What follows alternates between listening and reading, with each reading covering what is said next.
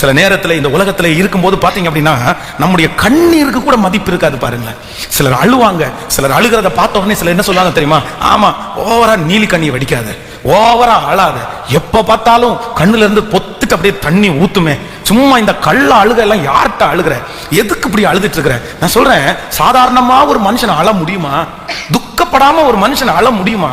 சில நேரங்களிலே நான் சொல்லுகிற இந்த வார்த்தையை கூட நீங்க கேட்டிருக்கலாம், பாஸ்டர் என் அழுகைய கூட ஒரு பொருட்டா எடுக்க மாட்டேங்கிறாங்க, நான் அழுதா கூட சும்மா இந்த மாதிரி பண்ணாதேன்றாங்க.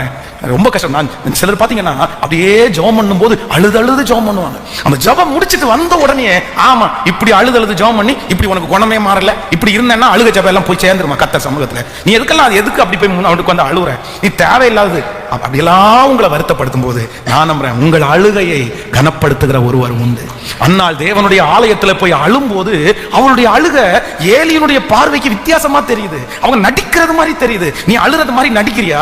நீ குடிச்சிட்டு வந்திருந்து இப்படி அழுற மாதிரி சொல்றியா?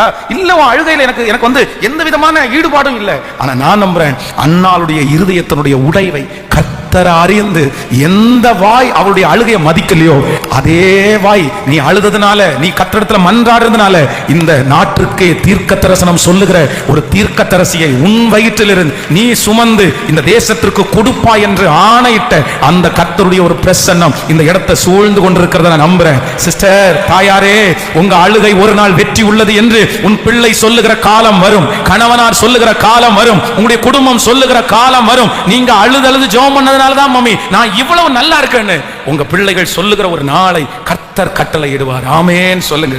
அப்போ நம்முடைய ஆண்டவர் வந்து தட்டி கொடுக்கிற ஆண்டவர்.